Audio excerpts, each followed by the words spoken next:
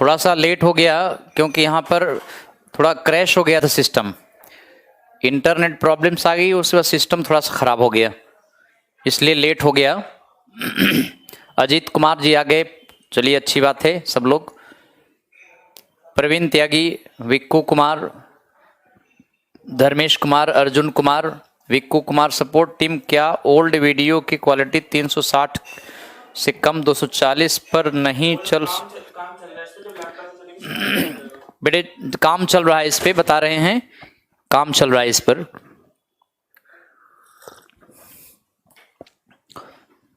विकास Singh good afternoon, ठीक ठाक हो आप सब? थोड़ा सिस्टम क्रैश हो गया था। Arjun Kumar good afternoon. तो हमने आपको मॉर्निंग क्लास में थोड़ा सा बताए थे और वहीं से कंटिन्यू कराते हैं अब।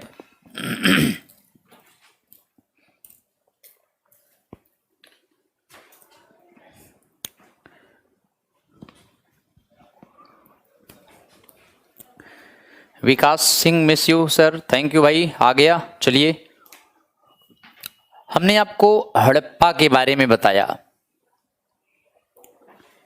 पहला प्लेस।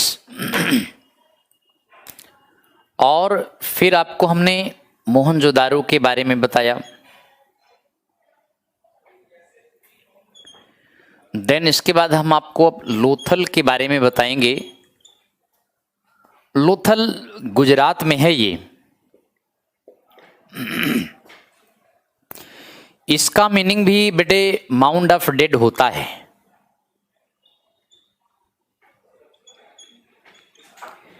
यानी मृतकों का टीला।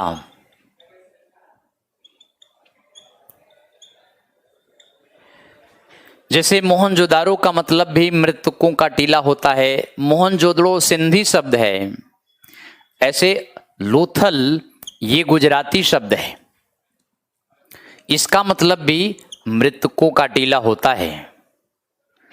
और इसकी खुदाई 1953 में, कहीं कहीं 1954 भी दिया हुआ है।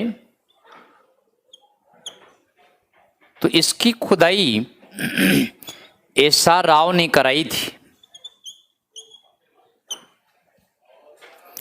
और ये प्लेस भोगवा नदी के किनारे पर था। भोगवा नदी के तट पर बसा था। तो लोथल से भी खुदाई में अनेक अवशेष मिले हैं, तमाम अवशेष यहां से भी हैं, लेकिन कुछ इंपॉर्टेंट अवशेष हम आपको बताने वाले हैं, जिनमें से सबसे प्रमुख यहां पर लोथल से डॉकयार्ड मिला है बेटे, यानी बंदरगाह का अवशेष है। और ये पूरे वर्ल्ड में माना गया है कि फर्स्ट बंदरगाह है पूरे वर्ल्ड में। जयप्रकाश प्रणाम भाई, आ गए।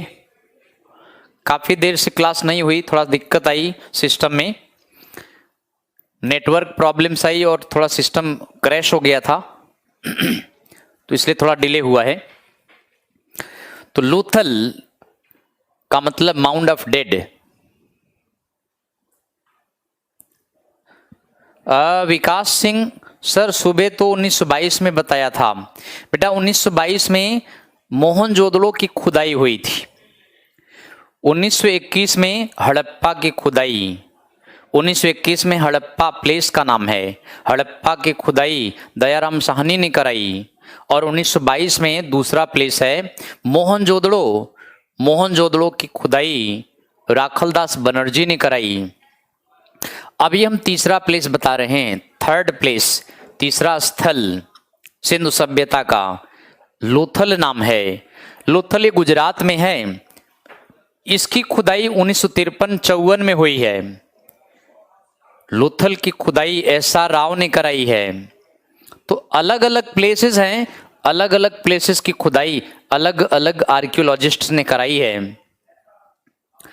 1953-54 में SR राव ने लोथल की खुदाई कराई, इसलिए जो 1922 में बताए हैं वो मोहनजोदड़ो की खुदाई हुई है। तो समझ गए होंगे आप।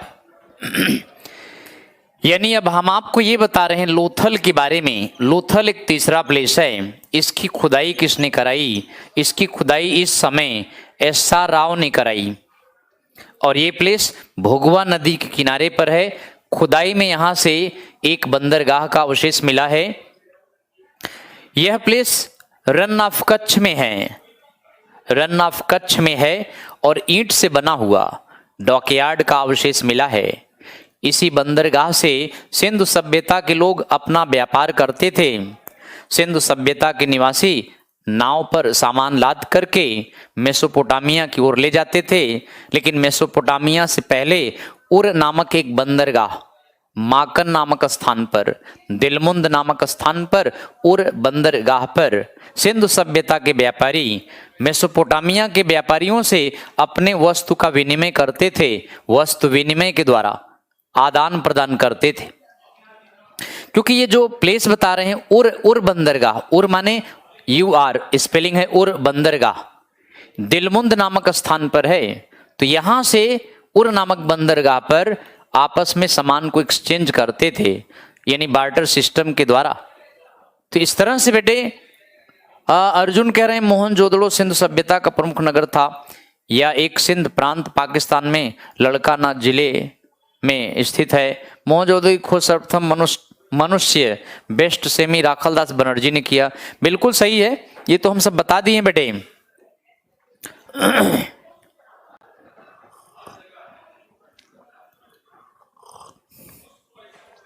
सौरभ मैनचेस्टर था सर, मतलब क्या मैनचेस्टर था?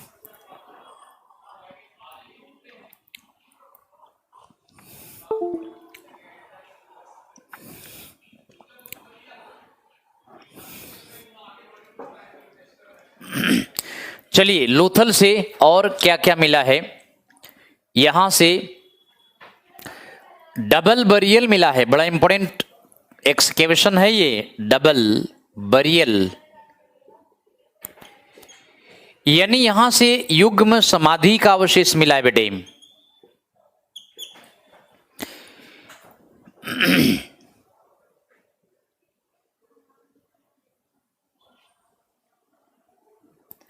यहां आप देखें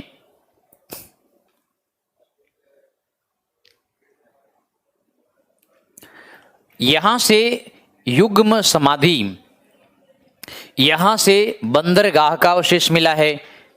एक ही कब्र में 2 डेड बॉडी के दफनाने का अवशेष है। बेहद इंपॉर्टेंट पॉइंट है ये, कई दफा प्रश्न पूछा गया है। वह प्लेस जहां से डबल बरियल यानी युग्म समाधि का अवशेष मिला है, यानी एक ही कब्र में 2 डेड बॉडी के दफनाने का अवशेष है। शायद पति पत्नी का, ऐसा माना गया है कि शायद पति पत्नी का अवशेष है। और इसमें यह भी एक बात है कि उस समय मातृसत्तात्मक सोसाइटी थी, तो शायद पत्नी मर गई और उसी के शौक होकर के पति भी मर गया, दोनों को एक ही कब्र में दफना दिया गया। तो एकमात्र एग्जाम्पल है पूरे सिंधु सभ्यता में, और यह एग्जाम्पल लोथल से मिला है। बाकी किसी जगह पर एक कब्र में 2 डेड बॉडी के स्केलेटन नहीं मिले बेटे। इसलिए बेहद इंपॉर्टेंट पॉइंट ये भी है। एक और पॉइंट आप देखिए, फायर अल्टर का अवशेष मिला है। फायर अल्टर यानी हवन कुंड का प्रमाण है। यहां से यज्ञ करने के, यानी यज्ञ करने के लिए हवन कुंड, एक हवन कुंड है, उसके चारों तरफ मिट्टी की वेदिका बनाया गया है। इससे पता चलता है कि सिंधु सभ्यता के लोग यज्ञ वगैरह भी करते थे, और ये लोग वेदिका बना के देवी देवताओं की पूजा भी किया करते थे। तो इस तरह से बेटे ये फायर अल्टर भी बेहद इंपॉर्टेंट है, लोथल से मिला है। इसके अलावा एक और पॉइंट आप देखिए, हस्क ऑफ राइस मिला है यहां से। चावल का छिलका ये भी यहां से मिला है। चावल के छिलके का अवशेष है। लेकिन वैसे आप याद रखें, सिंधु सभ्यता में राइस के बारे में ये लोग नहीं जानते थे। चावल के अवशेष सिंधु सभ्यता में 3 जगह से मिले हैं। चावल का अवशेष एक तो बेटे लोथल से मिला है, जो हमने आपको ये बताए हैं। दूसरा कालीबंगा से मिला है बेटे, कालीबंगा ये राजस्थान में है, कालीबंगन राजस्थान में है। और तीसरा रंगपुर से मिला है, रंगपुर ये गुजरात में है। तो यही 3 ऐसा प्लेस है सिंधु सभ्यता में जहां से राइस के प्रमाण मिलते हैं, चावल के अवशेष मिले हैं यहां से। बट आपको ध्यान रखना है कि सिंधु सभ्यता के लोग चावल से शायद अपरिचित थे। चावल का वैसे आज की दृष्टि में अगर देखा जाए तो चावल आज का वैदिक काल में जो चावल आया है उसी से संबंधित है। ये आज का चावल वैदिक काल का चावल है। वैदिक काल के चावल का नाम ब्रीही है और इसको तांडुल भी कहते हैं, ओदन भी कहते हैं। तो ब्रीही, तांडुल, ओदन आज का राइस वैदिक काल के राइस से जुड़ा हुआ है। इस समय के लोग सबसे ज्यादा गेहूं, उसके बाद जौ, मटर, इन सब चीजों का ज्यादा फसल उगाते थे। तो ये सिंधु सभ्यता का लोथल तीसरा प्रमुख स्थल है जो कि इंडिया में है। और एक और प्रमाण अब आप देखें यहां से जो मिला है, प्रूफ ऑफ चेस यानी शतरंज के अवशेष मिले हैं यहां से। सिंधु सभ्यता में चेस का प्रमाण यहां से मिलता है बेटे, पूरे इंडस में। तो चेस यानी शतरंज ये प्राचीन काल से इंडिया में है और सिंधु सभ्यता के लोग चेस को खेलते थे। बाद में महाभारत टाइम इसको चौसर भी कहा गया है। तो चेस से ही चौसर आया है। एक और यहां से आप देखें अगला प्रमाण जो यहां से मिला है, यहां पर एक ऐसी सील मिली है, एक ऐसी मुहर मिली है जिस पर नाव का चित्र बना हुआ है। यानी इससे पता चलता है कि यहां के लोग नाव के द्वारा व्यापार किया करते थे। A seal containing the symbol of boat, एक मुहर पर नाव का चित्र बना है, नाव का चित्र उत्कीर्ण किया गया है। तो ऐसी सील है जहां से नाव के चित्र बने हुए मिले हैं, बाकी किसी जगह से नहीं मिला है। इसी से अनुमान लगाया गया है कि यहां से लोग समुद्र मार्ग से, नदी मार्ग से व्यापार भी करते थे। और इसके अलावा सिंधु सभ्यता में यही ऐसा प्लेस है जिसे कमर्शियल सिटी के रूप में यूज किया जाता था, वाणिज्य शहर के रूप में इसका प्रयोग किया जाता था। ऐसा अगर पूछा जाए कि सिंधु सभ्यता में वाणिज्य शहर कौन सा था, तो यही कमर्शियल शहर था। हालांकि गुजरात में और भी प्लेसेस हैं जिसमें आप जानते हैं धोलावीरा, धोलावीरा ये भी गुजरात में है। और इंडिया में सबसे बड़ा सिंधु स्थल गुजरात में धोलावीरा है। धोलावीरा से भी तमाम अवशेष प्राप्त हुए हैं सिंधु सभ्यता के। तो इस तरह बेटे धोलावीरा गुजरात में, यह इंडिया में सबसे बड़ा सिंधु स्थल है। अब हम आपको नेक्स्ट पॉइंट की तरफ ले चलते हैं। अगला पॉइंट कालीबंगन के बारे में बताना है। तो काली माने ब्लैक और बंगन माने बैंगल्स।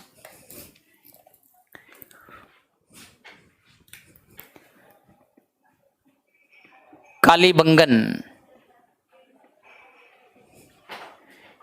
एक और प्लेस सिंधु सभ्यता में राजस्थान में है। ये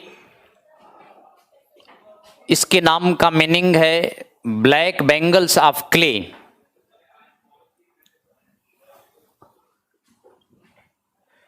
मिट्टी के काले रंग की चूड़ियां,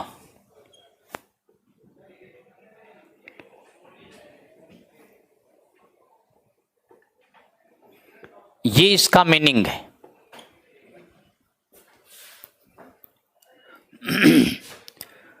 नाम का मीनिंग यही है, लेकिन आज की डेट में राजस्थान के गंगानगर जिले में है ये, और इस प्लेस की खुदाई 1961-62 में अमलानंद घोष, बीबी लाल, बीके थापर अलग अलग चरणों में इसकी खुदाई कराई थी। अमलानंद घोष, बीबी लाल, बीके थापर ने अलग अलग चरणों में इसकी खुदाई कराई, और यह प्लेस घग्गर नदी पर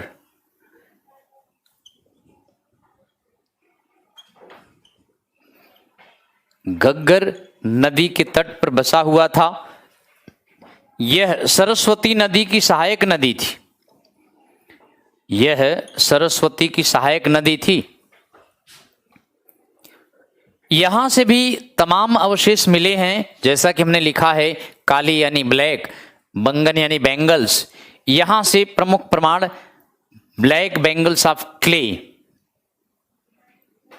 ब्लैक बैंगल ऑफ क्ले, मिट्टी के काले रंग की चूड़ियां मिली हैं यहां से।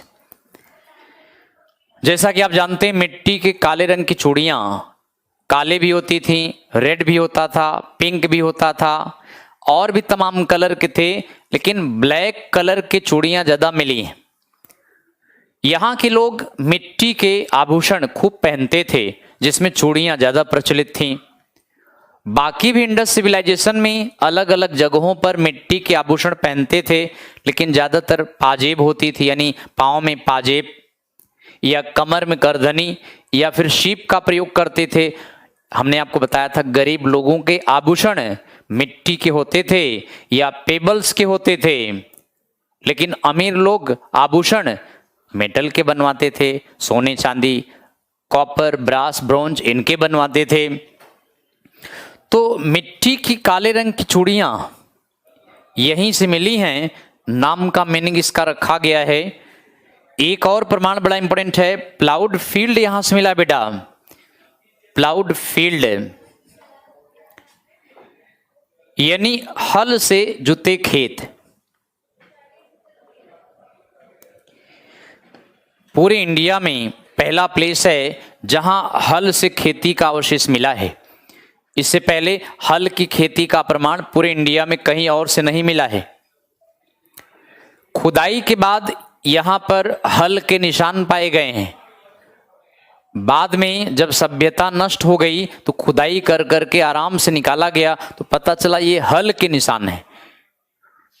बेहद इंपॉर्टेंट पॉइंट है ये भी। और यहां से भी बेटे हर्ष का फ्राइस मिला है। चावल का छिलका यहां से भी अवशेष मिला है। यहां से भी फायर अल्टर मिला है, यानी हवन कुंड के प्रमाण यहां से भी हैं। मिट्टी की वेदिका बनाते थे। फायर अल्टर यहां से भी अवशेष मिले हैं। और इसके अलावा यहां से बोन्स ऑफ कैमल्स मिले हैं बेटे। बोन्स ऑफ कैमल, ऊंट की हड्डियां मिली हैं।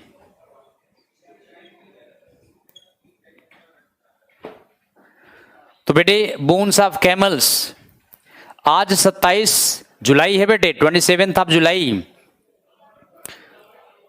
और दिन आज शनिवार है। तो आज की क्लास हम सिंधु सभ्यता पे बता रहे हैं। और सिंधु सभ्यता प्राचीन काल का एक बेहद इंपॉर्टेंट टॉपिक है, जिसमें हमने कुछ प्रमाण बताए हैं। ये बोन्स ऑफ कैमल्स केवल यहीं से मिला है। बोन्स ऑफ कैमल्स पूरे इंडस सिविलाइजेशन में यहां से मिला है।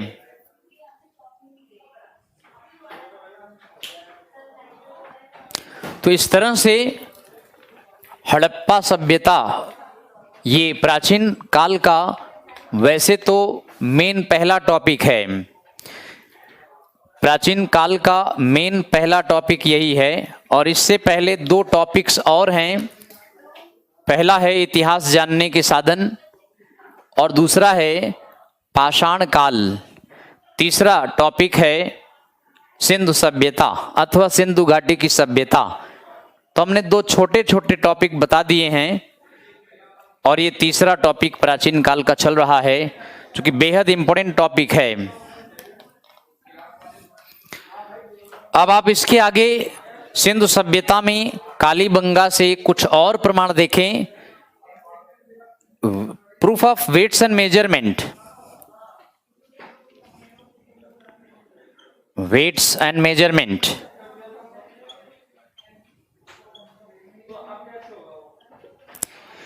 नाप तौल की बाट बटखरे मिले बेटे, यहां से नाप तौल की बाट बटखरे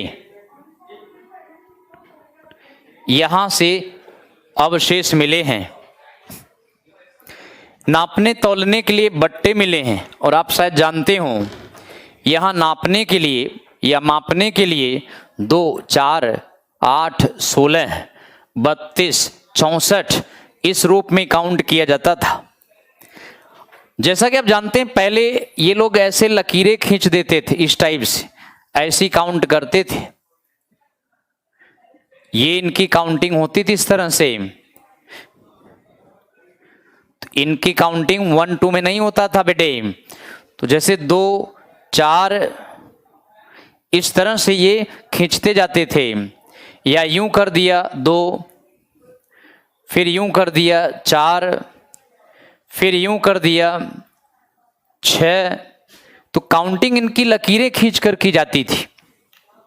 नापने तौलने के लिए बाट बटखरे का प्रयोग किया जाता था। इसका प्रमाण हमें सिंधु सभ्यता में कई जगह से मिले हैं। इसका प्रमाण हमें यहां से भी मिला है, लोथल से भी मिला है जो कि कॉमर्शियल शहर था।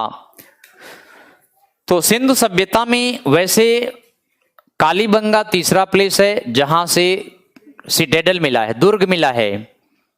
इसीलिए अनुमान लगाया गया है कि शायद सिंधु सभ्यता में 3 राजधानियां थीं, हड़प्पा, मोहनजोदड़ो और लोथल।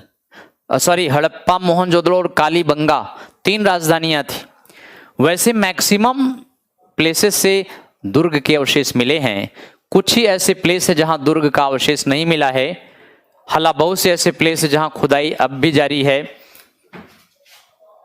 तो यहां से एक और प्रमाण आपको बताते हैं जो कि बेहद इंपॉर्टेंट प्रमाण है। यहां के ईंटों पर चील, कौवे, कुत्ते, बिल्ली के पंजों के निशान हैं। जैसे मान लीजिए ईंटें बना के सुखाने के लिए रख दिया, उस पे बिल्लियां चल गई, कौवे चल गए, उनके पंजों के निशान हैं। ऐसा नहीं है कि इंटेंशनली, यानी ये लोग जानबूझकर चित्र बनवाते थे, ऐसा नहीं है। कच्चे ईंटे पाथ के रख दिए, उस पे बिल्ली चल गई, कुत्ते चल गए और ये तमाम पक्षी बैठ गए, उनके पैरों के निशान मिले हैं। लेकिन यह खास बात एक और है, वो ये है कि यहां के मकान कच्ची ईंट के बने हैं।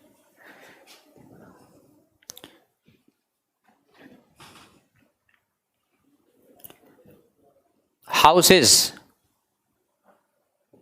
were built with sun-dried bricks, यानी कच्ची ईंट के मकान हैं। यहां पर कच्चे ईंट के मकान हैं, लेकिन मकान के फर्श में पक्की ईंट का प्रयोग किया गया है। इसी से अनुमान लगाया गया है कि यहां मानसून कम आती थी, बारिश कम आता था। सिंधु सभ्यता में जिस प्लेस में मानसून ज्यादा आता था वहां के मकान पक्के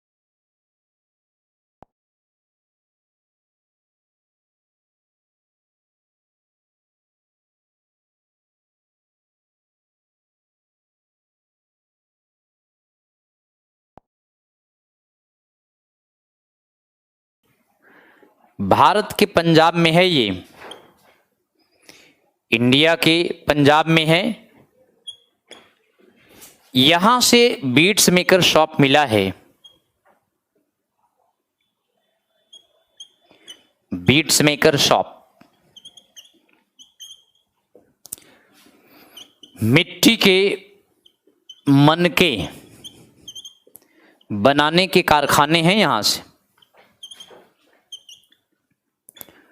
मिट्टी की गुड़िया बनाते थे जिसे थ्रेड में गूंथ कर गले में पहनते थे।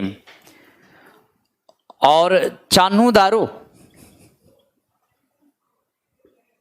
दारो ये सिंध में है, सिंध पाकिस्तान में है। यहां से भी बीट्स मेकर शॉप मिले हैं। बीट्स मेकर शॉप के अवशेष यहां से भी हैं। मिट्टी के मनके बनाने के कारखाने इस स्थल से भी पाए गए हैं। इसके अलावा सुरकोटडा एक प्लेस है, सुरकोटडा, ये गुजरात में है। यहां से स्केलेटन ऑफ हॉर्स मिले हैं, घोड़े के कंकाल, इसका अवशेष मिला है। बट याद रखें, Indus people did not use horse and iron। ये खास बात है बेटे, सिंधु सभ्यता के लोग घोड़े और लोहे का प्रयोग नहीं जानते थे। इंडिया में घोड़े एवं लोहे का प्रयोग सिंधु सभ्यता के लोग नहीं जानते थे। घोड़े और लोहे का प्रयोग इंडिया में पहली बार आर्यों ने किया है। आर्य मध्य एशिया से आए, अपने साथ घोड़े ले आए, लोहे की तलवार ले आए, बॉडी आर्मर यानी रक्षा कवच लाए। यहाँ के मूल निवासी द्रविड़ियों से लड़ाई लड़े। इस लड़ाई में आर्यों ने द्रविड़ियों को हराया। और आर्य जीते कैसे? घोड़े और लोहे के कारण जीते हैं। तो इंडिया में सबसे पहली बार घोड़े लोहे का प्रयोग इन्होंने किया।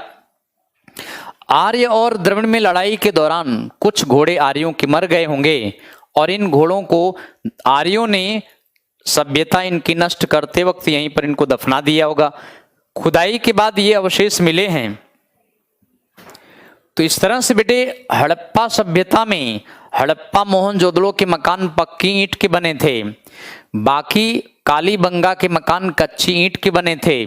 लेकिन कालीबंगा के मकानों के फर्श पक्की ईंट के बने थे।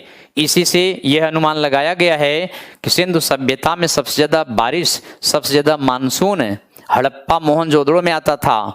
और आपको बताएं, हड़प्पा से 9 लेयर्स, मोहनजोदड़ो से 7 लेयर्स मिले हैं। खुदाई के समय 9 सतह हड़प्पा से, 7 सतह मोहनजोदड़ो से मिले हैं। इससे यह अनुमान लगाया गया है कि हड़प्पा में यह सभ्यता 9 बार नष्ट हुई और 9 बार पनपी है। और इसके बाद सिंधु सभ्यता मोहनजोदड़ो में 7 बार नष्ट हुई, 7 बार पनपी है।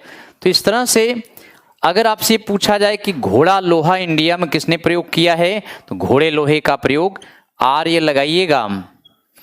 क्योंकि खुदाई में प्राप्त अवशेष की स्टडी किया जाता है ना कार्बन 14 विधि से।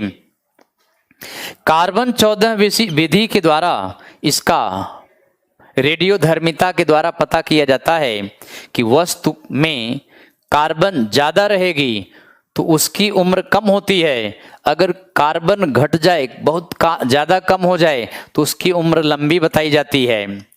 कार्बन डेटिंग सिस्टम से वस्तु के अवशेष की डेट को डिसाइड किया जाता है। तो इसलिए इसके जो स्केलेटन मिले हैं, जो प्रमाण मिले हैं, अस्थिपंजर मिले हैं, उससे अनुमान लगाया गया कि यह 1500 BC के आसपास का है। यानी आर्य अपने साथ घोड़े लोहे लाए, यहाँ के लोग द्रविड़ियों को मार भगाए, इनकी सभ्यता को नष्ट कर अपनी वैदिक सभ्यता बनाए। तो इस तरह बेटे घोड़े लोहे का प्रयोग इनको लगाइए। लेकिन अगर आपसे ये प्रश्न पूछा जाए कि सिंधु सभ्यता में किस जगह से सिंधु सभ्यता में किस जगह से घोड़े लोहे का प्रमाण मिला है, तो यही आंसर लगेगा।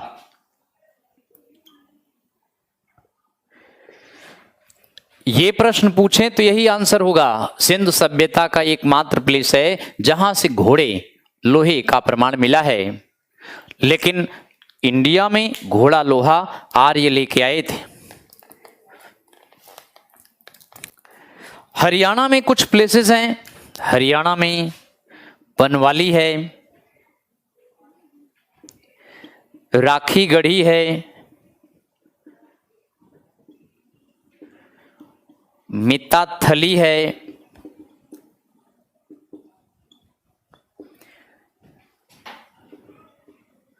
बनवाली, राखी गढ़ी, मिताथली,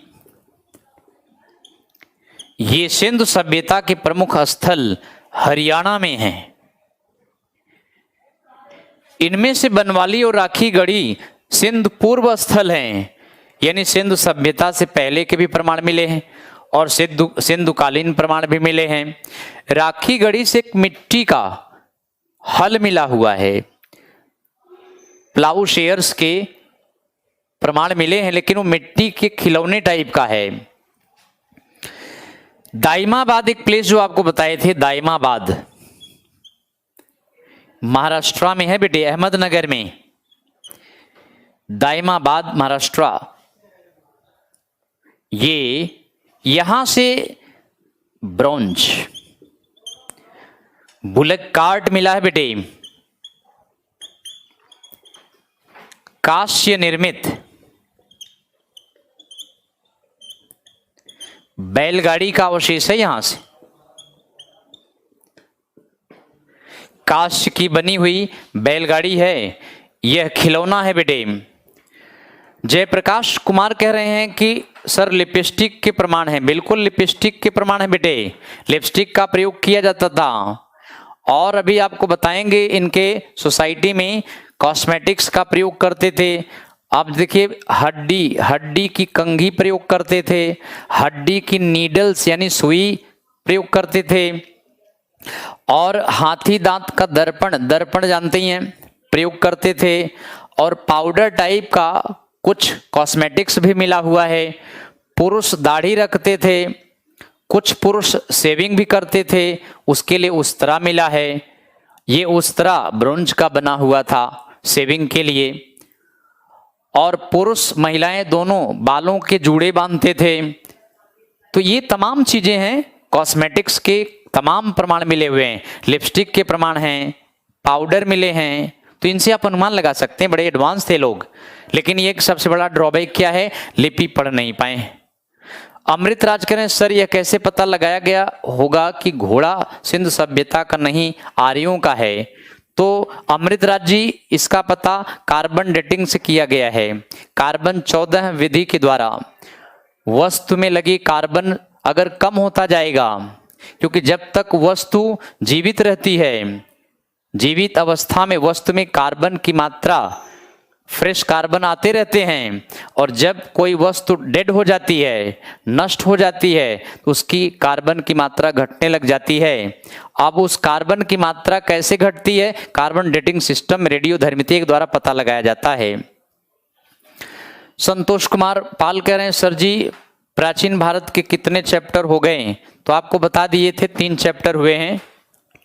संतोष कुमार पाल भी कह रहे हैं क्या मैं लाइव हूं, तो संतोष जी आपको भरोसा नहीं है कि आप लाइव हैं।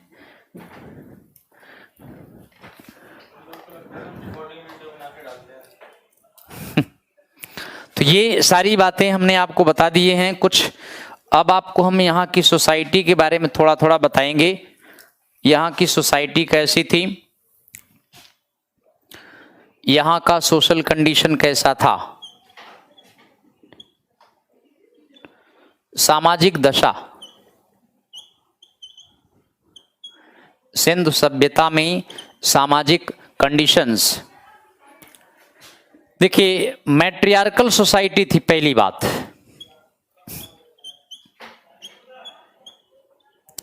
यानी मातृसत्तात्मक। समाज, तो ये ध्यान रखें बस।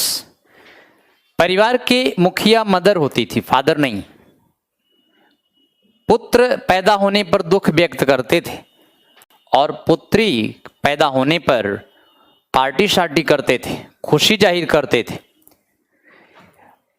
संपत्ति का बंटवारा पुत्रियों में किया जाता था। पुत्र को पराया धन समझा जाता था। एक न एक दिन ससुराल जाना पड़ता था और दुल्हन बारात लेके आती थी, दूल्हे को ब्याह कर ले जाती थी, यानी घर जमाई बना लिया जाता था।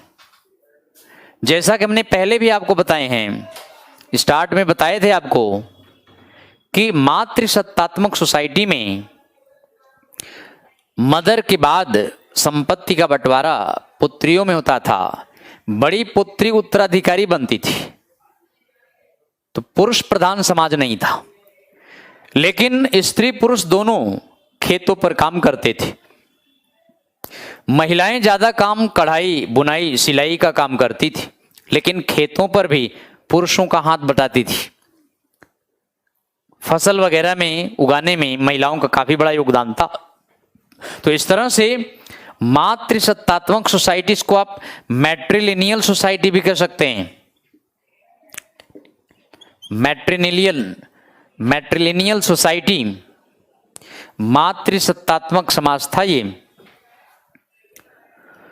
अब आप देखिए, इस समय जाति प्रथा नहीं थी, अगर रही भी होगी तो लिपि पढ़ नहीं पाए हैं, इसलिए बताना नामुमकिन है। लेकिन ऐसा अनुमान लगाया गया है कि यहां पर सोसाइटी में काम पर आधारित सोसाइटी रही थी। जैसे काम के आधार पर सोसाइटी को डिवाइड किया गया था। कर्म प्रधान कह सकते हैं। और वैसे पृष्ठली क्लास के लोग थे यहां पर, पृष्ठली क्लास यानी पुजारी वर्ग। जैसा कि हमने आपको बताया कि एक पृष्ठ की स्टैच्यू मिली है, एक पृष्ठ की मिट्टी की मूर्ति मिली है और ये मोहनजोदड़ो से मिली है। दाढ़ी वोढ़ी रखे हुए हैं, बाएं कंधे पर शॉल रखा हुआ है। शायद यह पुजारी राजा रहा होगा, ऐसा अनुमान लगाया गया है। तो पुजारी वर्ग काफी डोमिनेटेड था सोसाइटी में। इसके अलावा पृष्ठ के अलावा मर्चेंट क्लास, इनका दबदबा था। व्यापारी वर्ग, सोसाइटी में इनका भी दबदबा था। मर्चेंट क्लास के लोग, ये व्यापारी वर्ग के लोग, इनका भी दबदबा था। और शायद आप जानते हैं एनसीईआरटी में दिया है कि merchant class was the ruling class. व्यापारी वर्ग का ही शासक होता था। इनके अलावा किसान भी होता था, पीजेंट वर्ग, कृषक वर्ग।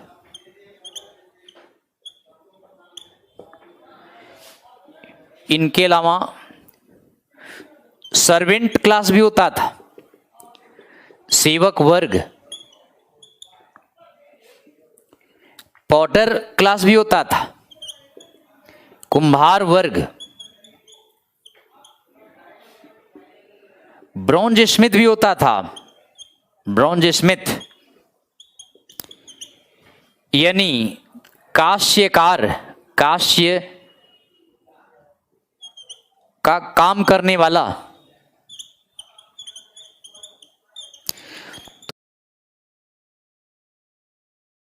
तो इस तरह से अगर आप देखें, सोसाइटी जाति पर आधारित नहीं थी, ऐसा अनुमान लगाया गया है कि समाज में तमाम वर्ग के लोग रहते थे। हाँ, एक बात और है, अब जैसे पृष्ठ क्लास की कॉलोनी अलग थी, मर्चेंट क्लास की कॉलोनी अलग थी, और इसके अलावा कुम्हार की बस्ती अलग होती थी। बस्तियां वेल नीट एंड क्लीन होती थी, सिटी प्लानिंग बड़ा अच्छा था। कुम्हार, इनका बस्ती अलग होता था, क्योंकि मिट्टी के बर्तन पकाने वगाने से प्रदूषण फैलता था, इसलिए इनका बस्ती अलग ही रहता था।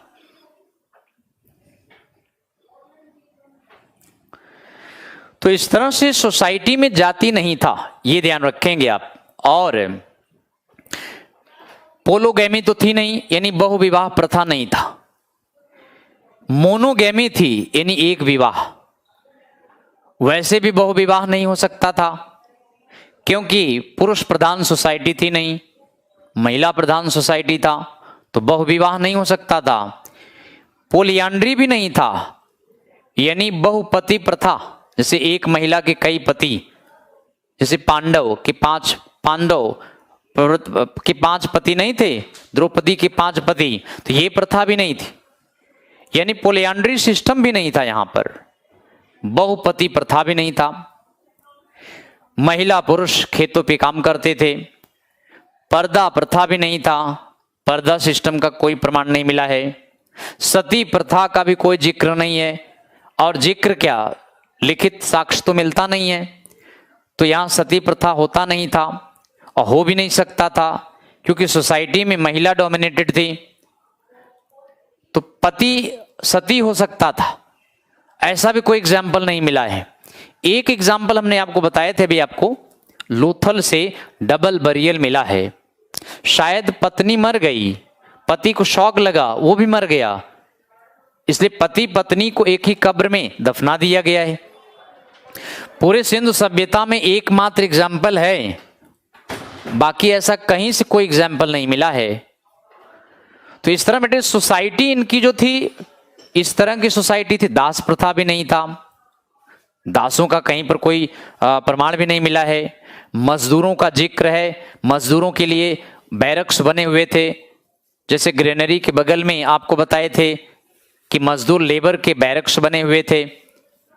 तो ये इनकी सोसाइटी काफी डेवलप्ड सोसाइटी थी। और इसके बाद हम आपको बताते हैं इनकी पॉलिटिकल कंडीशंस के बारे में, राजनीतिक स्थिति क्या थी इनकी।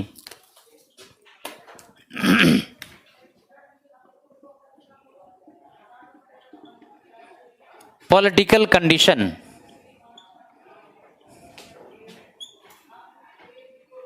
राजनीतिक दशा। तो इनकी राजनीतिक दशा, देखिए कोई लिखित प्रमाण है नहीं, जो प्रमाण मिले हैं उसी पर आधारित है।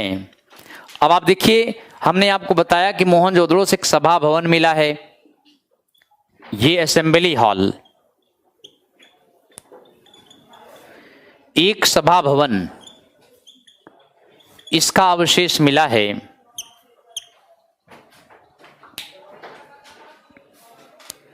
सभा भवन के प्रमाण है बेटे, मोहनजोदड़ो से मिला, हमने पहले ही बताया था आपको। पिलरों वाला एक भवन है, बहुत बड़ा भवन है, शायद यहीं पर राजा अपने मंत्रिमंडल के साथ पूरा राजनीतिक व्यवस्था को स्थापित करता था।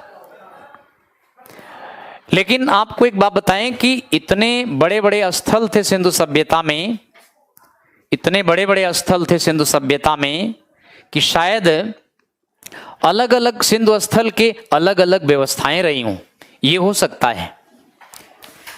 बट इंडस सोसाइटी में एक खास बात आपको बताते हैं, वो ये है कि मर्चेंट क्लास, यही रूलिंग क्लास था, यानी व्यापारी वर्ग ही शासक होता था। यदि आप कहीं ये पढ़ लें, priest class was the ruling class, priest class was the ruling class, तो ये भी गलत नहीं है। एनसीईआरटी में दिया गया है मर्चेंट क्लास, तो हम एनसीईआरटी को ही प्रेफर करते हैं। कुछ ऑथेंटिक किताबों में दिया है पुरोहित वर्ग ही शासक वर्ग होता था। जैसा कि एग्जाम्पल के तौर पर मोहनजोदड़ो से एक बियर्ड वाला स्टैचू मिला है, जिसपे एक पुरुष दाढ़ी रखे हुए है और उसके बाएं कंधे पर शॉल रखा हुआ है। प्रीस्ट हैं, हो सकता है ये पुजारी शासक रहा हो, बट आंसर आप यही लगाएं, मर्चेंट क्लास वाला। Merchant class was the ruling class, ये मेन पॉइंट है इसमें।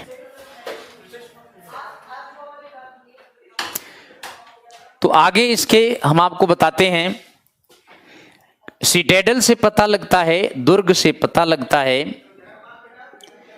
कि यहां पर किंग एंड किंग्समैन रहते थे।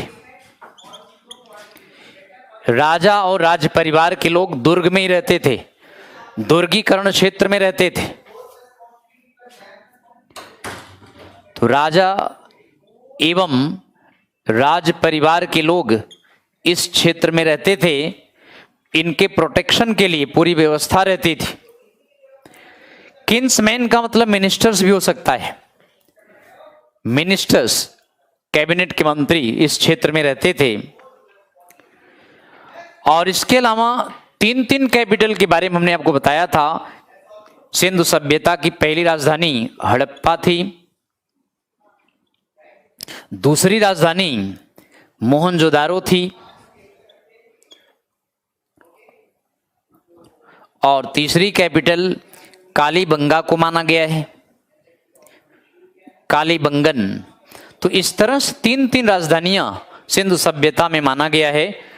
लेकिन याद रखें, इन सब में मोहनजोदारो का ज्यादा इंपॉर्टेंस है, क्योंकि असेंबली हॉल ये मोहनजोदारो से मिला है। सभा भवन का अवशेष केवल और केवल मोहनजोदारो से मिला है। तो मेन कैपिटल मोहनजोदारो थी। बाकी हमने आपको बताया कॉमर्शियल सिटी इनका लोथल था, जहां से कॉमर्शियल एक्टिविटीज होता था। एक बात हमने और आपको बताया था कि इनका जो सड़क मार्ग था, एक शहर के अंदर सड़कें बड़ी अच्छी बनी हुई थी, 10 मीटर चौड़ी सड़कें थी। बट एक पॉइंट और ध्यान रखें कि एक शहर दूसरे शहर से सड़क से नहीं जुड़ा था, बल्कि नदी मार्ग से जुड़ा था। इसलिए बेटे सभ्यताएं नदियों के किनारे क्यों आईं? मेन कॉज यही है कि इससे ट्रांसपोर्टेशन होता था। बाद में पानी वानी का इस्तेमाल भी किया करते थे, शिकार भी कर लेते थे, इनको मिनरल्स भी मिल जाते थे। लेकिन सबसे बड़ा योगदान नदियों का ट्रांसपोर्टेशन के लिए था। इंटरनल व्यापार नदी मार्ग से होता था, एक्सटर्नल व्यापार समुद्र मार्ग से होता था। अच्छा, हर जगह से लगभग सेम प्लानिंग है। इनके यहाँ जितने भी वेट्स और मेजरमेंट के प्रमाण मिले हैं वो भी यूनिफाइड थे। ये नहीं कि कहीं से कुछ मिला है, कहीं और से कुछ और मिला है। पूरे इंडस सिविलाइजेशन में यूनिफाइड सिस्टम मिला हुआ है। तो इसीलिए अनुमान लगाया गया है कि शायद इनका पॉलिटिकल ऑर्गेनाइजेशन भी यूनिफाइड था। राजा एक होता था, बाकी स्थलों पर गवर्नर टाइप के रहते होंगे। बट सबसे बड़ी कमी क्या है कि सिंधु सभ्यता में लिपि को पढ़ नहीं पाए हैं। जिस दिन सिंधु सभ्यता की लिपि को पढ़ लिया जाएगा उस दिन हो सकता है ये सारा इतिहास, इंडस वैली का सारा इतिहास फिर से बदल जाएगा। लिपि पढ़ना असंभव है क्योंकि यह पिक्टोग्राफिक है, और आप जानते हैं सिंधु सभ्यता की लिपि को राइट से लेफ्ट की तरफ लिखा जाता था, यानी लिपि को दाईं से बाईं ओर की तरफ लिखते थे। लिपि ना पढ़ने की वजह से सबसे बड़ा ड्रॉबैक यही है।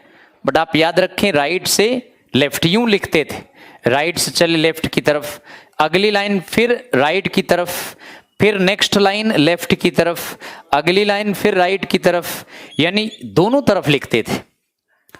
शायद आप जानते हैं जो लिपि दोनों तरफ लिखी जाए उसे बाउस्ट्रोफेडोन कहा जाता है। यानी सिंधु सभ्यता की लिपि की लिखने की स्टाइल बाउस्ट्रोफेडोन है।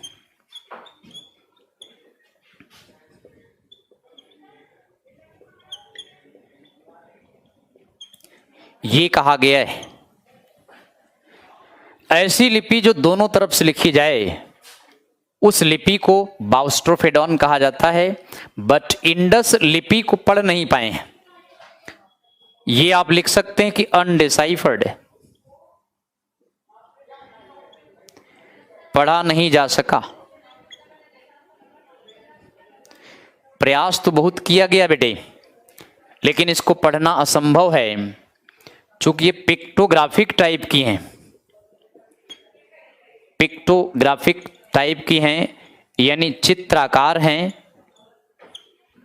और 400 से लेकर 460 अलग अलग पिक्चर्स मिले हैं। इवन बड़ा प्रयास किया गया है, लेकिन सबसे पहली लिपि जो इंडिया की पढ़ी गई ब्रह्मी लिपि है। 1837 में जेम्स प्रिंसेप ने ब्रह्मी लिपि को पढ़ा था, और आप जानते हैं ब्रह्मी लिपि अशोक ने अडॉप्ट किया था। अशोक के लेखों पर ब्रह्मी लिपि का प्रयोग किया गया है। ब्रह्मी लिपि से ही प्राकृत भाषा आई है, जबकि सिंधु सभ्यता की लिपि को पढ़ा नहीं गया है। इसीलिए बेटे सिंधु सभ्यता को प्रोटो हिस्ट्री में रखा गया है। प्रोटो हिस्ट्री का मतलब वह पार्ट जिसकी लिपि पढ़ी नहीं जा सकी है। प्री हिस्ट्री का मतलब होता है जहां लिखित प्रमाण नहीं मिले हों, that is called pre history, पूर्व ऐतिहासिक काल। प्रोटो हिस्ट्री का मतलब होता है जहां लिपि मिली तो है लेकिन पढ़ी नहीं जा सकी है। और बेटे हिस्ट्री का मतलब ऐतिहासिक काल, यानी जहां की लिपि को पढ़ लिया गया है। तो ब्रह्मी लिपि को कैसे पढ़ा गया होगा जब कोई जानता ही नहीं था। एक्सपर्ट आदमी जो इसमें स्टडी करता है उसको पता होता है कि इसका मीनिंग क्या हो सकता है।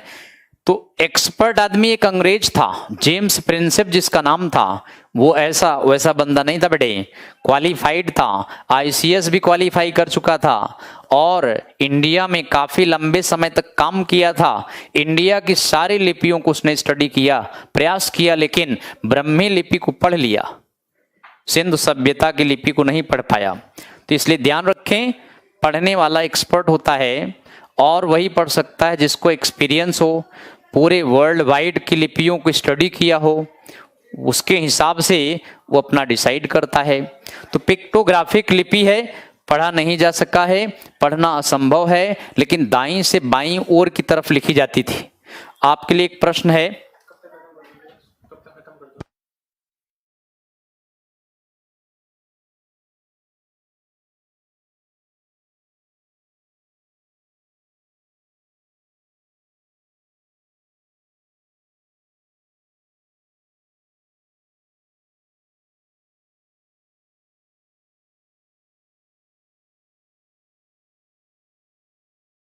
तो बेटे पिक्चर टाइप की हैं। देखिए कहीं पर आदमी का चित्र बना हुआ है, कहीं पर एनिमल का चित्र बना हुआ है, कहीं पर ट्रायंगल बनाया गया है, कहीं पर यूं बना दिया गया है। तो अब इसको ऐसे लिपि हैं, ऐसे पिक्चर टाइप का है। अब इसको पढ़ना, कहीं पर ये इस तरह बना दिया गया है, तो ये असंभव है। इवन रीजनिंग वाले टीचर भी नहीं पढ़ सकते, क्योंकि रिपीट नहीं किया गया है। 400 से 460 अलग अलग पिक्चर्स बनाए गए हैं। अब आप समझिए, अगर 400 से 460 अलग अलग पिक्चर्स मिले हों तो पढ़ना असंभव है, इसलिए पढ़ नहीं पाए हैं। इसीलिए सिंधु सभ्यता में सबसे बड़ा ड्रॉबैक पूछा जाए तो लिपि को ना पढ़ा जाना। अब आपके लिए हम प्रश्न दिए थे, कौन सी ऐसी दूसरी लिपि है जिसको राइट से लेफ्ट की तरफ लिखा जाता था। इंडस स्क्रिप्ट के अलावा which was the second script written from right to left instead of Indus script, बताएं।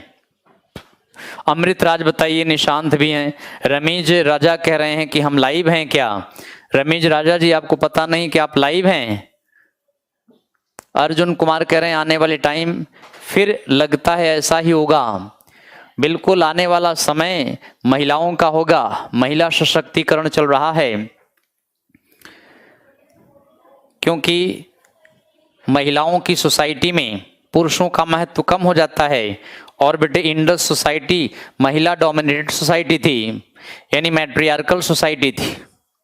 दुल्हन बारात लेके आती थी, अर्जुन भाई, अर्जुन दुल्हन बारात लेके आती थी, दूल्हे को ब्याह कर ले जाती थी, घर जमाई बना लिया जाता था, घर का सारा काम पुरुष करता था, बाहर का सारा काम महिला करती थी।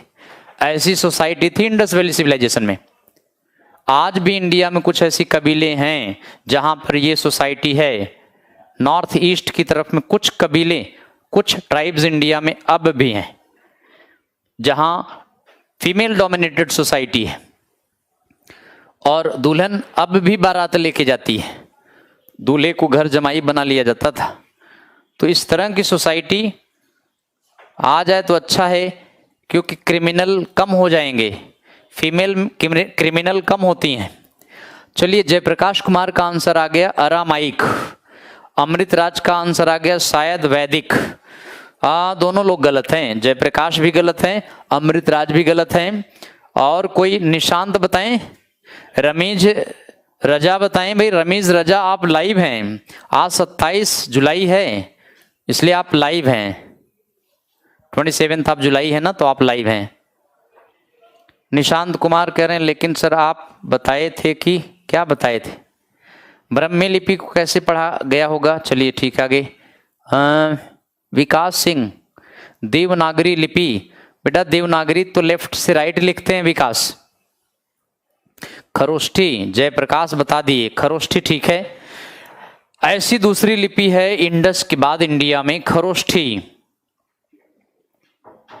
ये वाली लिपि। ये प्रश्न एसएससी में पूछा गया बेटे। ऐसी दूसरी लिपि है खरोष्ठी, जिसको राइट से लेफ्ट की तरफ लिखा जाता था। तो ये सही है, और जयप्रकाश ने ही बताया ये। अशोक ने 3 लिपियां एडॉप्ट किया है, ब्रह्मी, खरोष्ठी, अरामाइक। खरोष्ठी लिपि को राइट से लेफ्ट की तरफ लिखा जाता था, देवनागरी लेफ्ट से राइट लिखा जाता है, अरामाइक लेफ्ट से राइट लिखा जाता है, उर्दू राइट से लेफ्ट लिखते हैं, उर्दू राइट से लेफ्ट लिखते हैं बेटे। लेकिन उर्दू एक लैंग्वेज है, उर्दू लिपि नहीं है, खरोष्ठी लिपि है, राइट से लेफ्ट पढ़ा नहीं जा सका है। चलिए अगले पॉइंट की तरफ चलते हैं, और नेक्स्ट पॉइंट हम आपको बताते हैं कि इकोनॉमिक कंडीशंस क्या थे इनकी।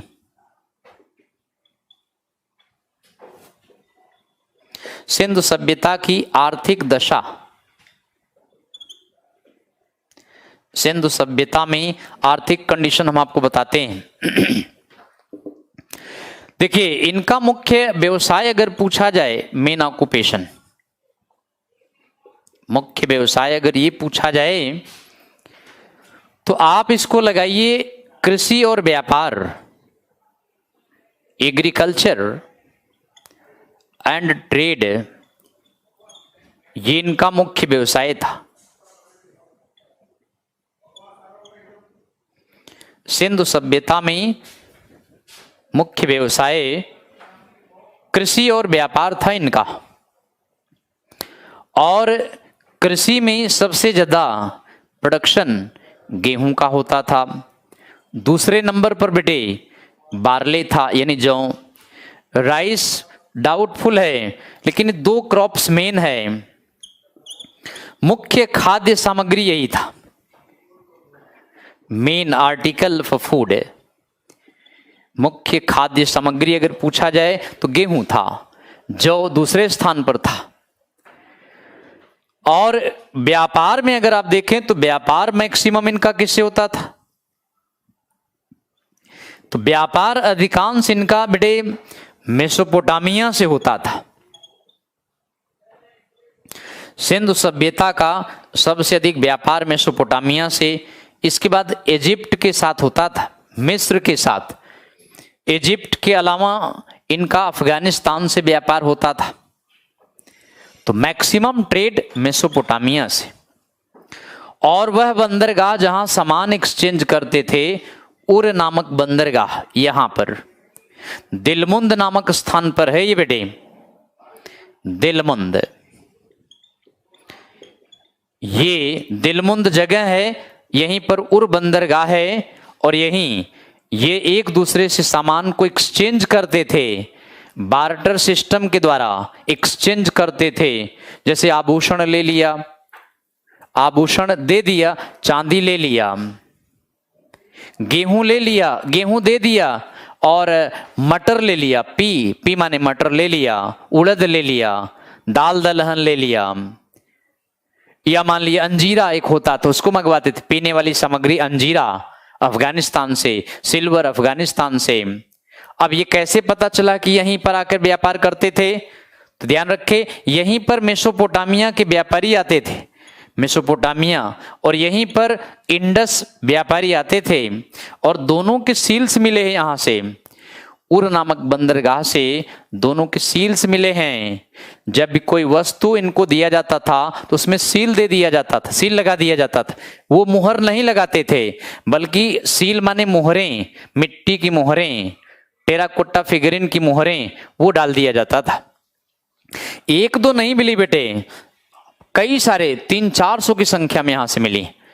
इसलिए इनका व्यापार मैक्सिमम मेसोपोटामिया से होता था। मेसोपोटामिया के लोगों ने सिंधु सभ्यता को मेलुहा के नाम से पुकारा था। तो इनकी इकोनॉमी सबसे ज्यादा कृषि पर निर्भर थी और दूसरा व्यापार पर निर्भर था। इंटरनल ट्रेड रिवर रूट से होता था, एक्सटर्नल ट्रेड समुद्र मार्ग से होता था।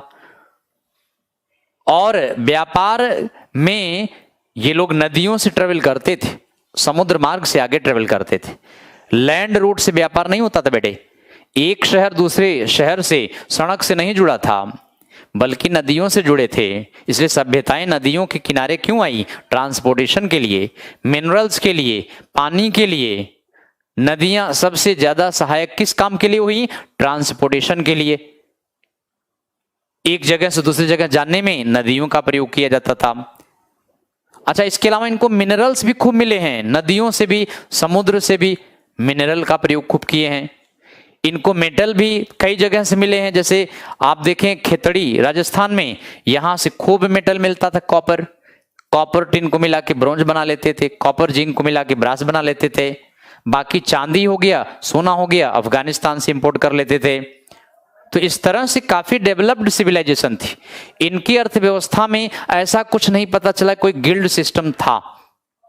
गिल्ड का मतलब व्यापारियों का, मर्चेंट का कोई ग्रुप था, ऐसा नहीं पता चलता है। और क्या उस गिल्ड के अपने अपने कॉइन्स थे? ऐसा भी नहीं पता चला है। हाँ, मर्चेंट क्लास का व्यक्ति ही शासक होता था, यही लगाना है। प्रीस्ट क्लास भी कहीं कहीं दिया है, but merchant class was the ruling class. शासक वर्ग केवल व्यापारी वर्ग होता था, धनी वर्ग का शासन होता था। अगर कहीं धनी वर्ग का शासन हो, मर्चेंट क्लास का शासन हो, तो उसे क्या कहते हैं? ओलिगार्ची। तो मैं भी यहां ओलिगार्ची थी, धनी वर्ग का शासन, व्यापारी वर्ग का शासन। लेकिन कुछ किताबों में प्रीस्ट क्लास का शासन दिया गया है, एनसीईआरटी में मर्चेंट क्लास का शासन दिया हुआ है। तो बाकी कुछ इनके इकोनॉमी में जंगलों से कुछ लकड़ियां कीमती मिल जाती थी, हाथी दांत की वस्तुएं मिल जाती थी। जैसे हमने आपको बताया था भी, हाथी दांत के वस्तुएं बड़ी कीमती होती थी। इसको आइवरी कहते हैं। हाथी दांत की वस्तुएं बना करके एक्सपोर्ट करते थे। हाथी दांत के मिरर यानी दर्पण मिले हैं। बाकी नीडल्स मिले हैं हड्डी के बने हुए, हड्डी के मिले कॉम्ब मिले हैं, कंघे मिले हैं। बाकी इनके यहाँ कपड़े, सूती वस्त्र के कपड़े मिले हैं। और आप शायद पता होगा कि ग्रीक यानी यूनानी लोग सूती वस्त्र को सिंडोम के नाम से पुकारते थे। सिंडोम, सिंडोम कहा गया है। सिंडोम का मतलब सिंधु से प्राप्त सूती वस्त्र, सिंधु से प्राप्त सूती वस्त्र। इसका मतलब ये सिंधु सभ्यता में मिला है। और ये लोग सिंडोम ये ग्रीक वालों ने दिया है। यानी कॉटन को सिंडोम के नाम से पुकारा गया है, सूती वस्त्र को सिंडोम के नाम से पुकारा गया है। और ये चीज हमें सिंधु सभ्यता से मिला है बेटे। बाकी मेहरगढ़ एक प्लेस है, मेहरगढ़, यहां से तमाम फसलों के प्रमाण मिले हैं। जैसे हमने पहले भी बताया था, मेहरगढ़ बलूचिस्तान पाकिस्तान में पहली क्रॉप बार्ले, यहां से अवशेष मिला है। बाद में गेहूं का अवशेष मिला है। लेकिन सिंधु सभ्यता में बलूचिस्तान का मेहरगढ़ क्षेत्र तमाम क्रॉप्स के लिए फेमस था, फसलों के लिए फेमस था। तो इस तरह से इनका इकोनॉमिक कंडीशंस इसी पर डिपेंड थे। पशुओं में आप देखिए, केवल घोड़ा छोड़कर सारे पशु जानते थे लोग। यूनिकॉर्न एनिमल, एक सींग वाले पशु की सील भी मिलती है। आज की डेट में यूनिकॉर्न एनिमल नहीं है। बाकी ये लोग टाइगर से परिचित थे, एलिफेंट से परिचित थे, हाथी दांत की वस्तुएं आपको बताए हैं। आभूषण बनाते थे लोग, आभूषण बना के बाहर भेजते थे। आप देखिए इनके आभूषण के अलावा ब्रोंज डांसिंग स्टेच्यू के बारे में बताए थे ना सुबह में। मोहनजोदड़ो से कांस्य निर्मित डांसिंग स्टेच्यू मिली है, ब्रोंज की बनी है। ब्रोंज के सामान अति सुंदर बनाते थे। तो इस तरह सिंधु सभ्यता की आर्थिक स्थिति काफी अच्छी थी और हर वर्ग के लोग अपनी इकोनॉमिक कंडीशंस को मजबूत करने के लिए अलग अलग व्यापार बिजनेस करते थे, लेकिन बाहरी व्यापार बड़े बड़े गिल्ड्स और मर्चेंट किया करते थे। तो इस तरह से हमने आपको सोशल, पॉलिटिकल और इकोनॉमिक कंडीशंस बताए हैं। अब यहां धार्मिक कंडीशंस का जिक्र कर देते हैं। रिलीजियस कंडीशन, धार्मिक दशा या धार्मिक स्थिति क्या थी? देखिए यहां सबसे ज्यादा पूजा मदर गॉडेस की होती थी। मातृ देवी की पूजा सबसे अधिक होती थी बेटे। मैक्सिमम सील्स सिंधु सभ्यता में मदर गॉडेस की मिली है। 1000 सील से ज्यादा मातृ देवी हैं और ये मातृ देवी को खुश करने के लिए बलि भी देते थे। एक सील है जिसमें एक पेड़ की 2 शाखाओं के बीच में एक मदर गॉडेस को बनाया गया है। सामने जनता हाथ जोड़ के खड़ी है, बगल में पेड़ के बगल में एक आदमी खड़ा है, डैगर लिए है, कटार लिए है, और उसके बगल में एक बकरा खड़ा है। तो बलि देने को दिखाता है, यानी मातृ देवी को बलि दिया जाता था। इसके अलावा एक और सील है, उस सील में एक मदर गॉडेस हैं, उनके वोम्ब से, उनके गर्भ से एक वृक्ष निकल रहा है, इसलिए जननी कहा गया है। तो मातृ देवी की सबसे ज्यादा पूजा किया जाता था। यहां पर बहुत सारी सील्स है मदर गॉडेस की। और मातृ देवी के अलावा पुरुष देवता में पशुपति शिव, पशुपति शिवा, इनकी पूजा होती थी, जिसे प्रोटो शिवा कहा गया है। पुरुष देवता में एकमात्र पुरुष देवता पशुपति शिवा थे।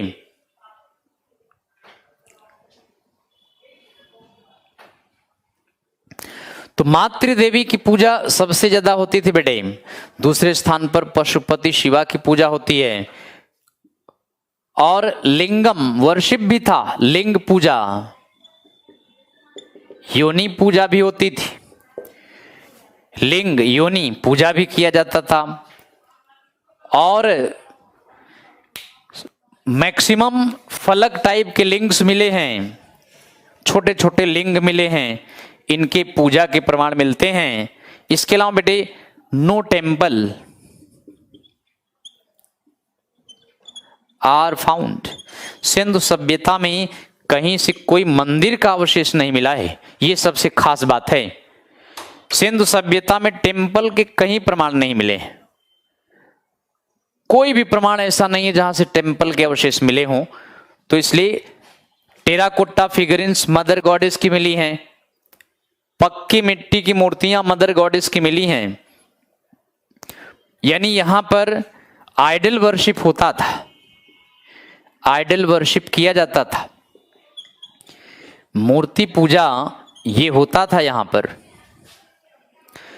ये अगर पूछा जाए कि आर्य सभ्यता से पहले, वैदिक सभ्यता से पहले मूर्ति पूजा होता था या नहीं, बिल्कुल होता था। सिंधु सभ्यता के लोग मूर्ति पूजा करते थे, लेकिन मंदिर के कोई अवशेष नहीं मिले हैं, लिपि नहीं पढ़ी गई है। इसलिए किस धर्म के लोग थे ये बताना नामुमकिन। इनका धर्म क्या था, धर्म नहीं पता है भाई।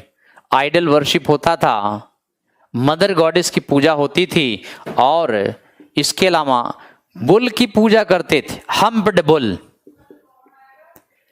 हम्प्ड बुल यानी सांड की पूजा भी करते थे लोग, सांड की पूजा भी होती थी। और इसके अलावा पीपल ट्री की पूजा करते थे बेटे, पीपल वृक्ष की पूजा करते थे, वृक्षों में पीपल ट्री। और इसके अलावा स्नेक की पूजा किया करते थे, यानी सर्प की भी पूजा होती थी। सर्प को दूध पिलाया जाता था, और इसके अलावा सुरा का प्रयोग करते थे। सुरा माने वाइन, यानी सुरा का प्रयोग भी किया जाता था सिंधु सभ्यता में। कहा जाता है कि सुरा ये राक्षसों का पेय पदार्थ था, इसलिए आर्यों ने द्रविड़ियों को यानी सिंधु सभ्यता के लोगों को राक्षस भी कहा था, क्योंकि सुरा का पान करते थे। तो इस तरह से सुरा यानी वाइन देवी देवता को चढ़ाते थे, 2-4 बूंदे ड्रॉप कर देते थे। इसके बाद प्रसाद के रूप में स्वयं भी सुरा का पान करते थे, तो सुरा का प्रयोग किया जाता था। सुरा को पवित्र मानते थे, जबकि आर्य लोग सुरा का पान नहीं करते थे। आर्य लोग सोम रस पीते थे। सोम रस सोम प्लांट से तैयार किया जाता था। सोम प्लांट मोजवंत पहाड़ी से मिलता था, आगे हम आपको डिस्कस करेंगे। तो इस तरह से हम मंदिर के कोई अवशेष नहीं मिले, मूर्ति पूजा होता था। हवन कुंड के प्रमाण मिले हैं, बताएं हमने आपको, लोथल से, कालीबंगा से हवन कुंड के प्रमाण मिले हैं। तो इस तरह इनकी धार्मिक स्थिति यही है। अगर लिपि पढ़ लिया जाए तो पता चल जाए कौन सा धर्म था, लेकिन अनुमान लगा सकते हैं शिव की पूजा होती है, शक्ति की पूजा होती है ना। शिव और शक्ति की पूजा हिंदू लोग कहां से लिए हैं? सिंधु सभ्यता से। शिव माने पशुपति, शिवा को शिव माना गया है। शक्ति माने मदर गॉडेस को। अब मदर गॉडेस के नाम नहीं है, काली हैं कि भवानी हैं, भगवती हैं, दुर्गा हैं, वैष्णो माता हैं, कौन सी माता हैं ये नहीं पता है। इनको शक्ति के रूप में पूजा किया है। तो शिव और शक्ति ये हिंदू सभ्यता में, हिंदू समाज में हड़प्पा सभ्यता से लिया गया है। तो देखें, अब हम आपको आगे बताते हैं और सब कुछ डिस्कस कर लिए हैं। आखिरी पॉइंट पर हम आते हैं, सिंधु सभ्यता के पतन के कारण बताते हैं। सिंधु सभ्यता डिक्लाइन कैसे हुई?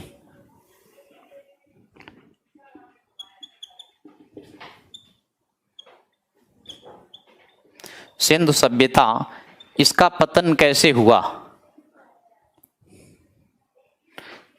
मेन कॉज तो वैसे ये कहा गया है कि बाढ़ की वजह से। फ्लड माने बाढ़, सबसे भयानक बाढ़ आई और पूरा शहर तहस नहस हो गया। महीनों तक पानी जमा रहा। लोग अपने मकान के तीसरी मंजिल पर चले गए, मकान ढहने लगे और उसमें द्रविड़ लोग मारे गए। बहुत कम लोग बच पाए और बाढ़ के बाद ये लोग ईस्ट की तरफ पलायन कर गए। वैसे भी सिंधु सभ्यता में हड़प्पा मोहनजोदड़ो कई बार बाढ़ की वजह से नष्ट हो चुके थे। जैसा कि मैंने आपको बताया, हड़प्पा में 9 लेयर यानी 9 बार, मोहनजोदड़ो में 7 लेयर यानी 7 बार हड़प्पा मोहनजोदड़ो 9 और 7 बार नष्ट हुए हैं। बार बार नष्ट होकर वहीं बस जाते थे। आखिरी बार 1500 BC के आसपास भयानक बाढ़ आई और पूरा शहर तहस नहस हो गया। कुछ लोग बचे तो बाढ़ के बाद महामारी आ गई, तो कहा गया कि ड्राउट भी आया। पहले ड्राउट आया, फिर फ्लड आ गया और फ्लड के बाद फेमाइन फैल गया, महामारी। तो इस तरह से सिंधु सभ्यता के लोग इन सब का शिकार हो गए, लेकिन फ्लड का ज्यादा योगदान है। फ्लड का विशेष योगदान है। फेमाइन भी आया और यह भी कहा गया कि जमीन की उत्पादन क्षमता कम हो गई, यानी जमीन सेलाइट हो गई, जमीन में नमक की मात्रा बढ़ गई और प्रोडक्शन खत्म हो गया लगभग। यह भी एक कारण बताया गया। इसके बाद ये भी मानते हैं कि लैंड स्लाइड हुआ है भूस्खलन के कारण। भूस्खलन के कारण यह भी एक रीजन है। और एक कारण बताया गया है अर्थक्वेक के कारण, यानी भूकंप के कारण। यह भी कहा गया कि सभ्यता भूकंप के कारण भी नष्ट हो गई। और इसके अलावा रिवर्स चेंज देयर कोर्स, नदियों ने अपने रास्ते बदल दिए। रिवर्स चेंज्ड देयर कोर्स, नदियों ने अपने रास्ते बदल लिए। नदियां बार बार रास्ते बदलती रही, तंग आ गए लोग, एरिया छोड़कर नॉर्थ ईस्ट की तरफ चले गए। और आर्यों के आक्रमण से, आर्यंस इन्वेजन, बचे खुचे आर्यों ने इनका काम तमाम कर दिया। आर्य 1500 बीसी के आसपास आए। यानी सब घटना होने के बाद आर्य आए और बचे खुचे द्रविड़ियों को यहां से मार भगाए, इनकी सभ्यता को नष्ट करके अपनी वैदिक सभ्यता बनाए।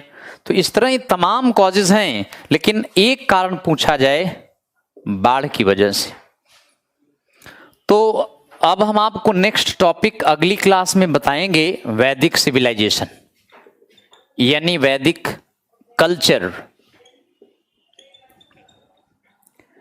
वैदिक संस्कृत। ये हम आपको नेक्स्ट क्लास में बताएंगे। और ये 1500 बीसी से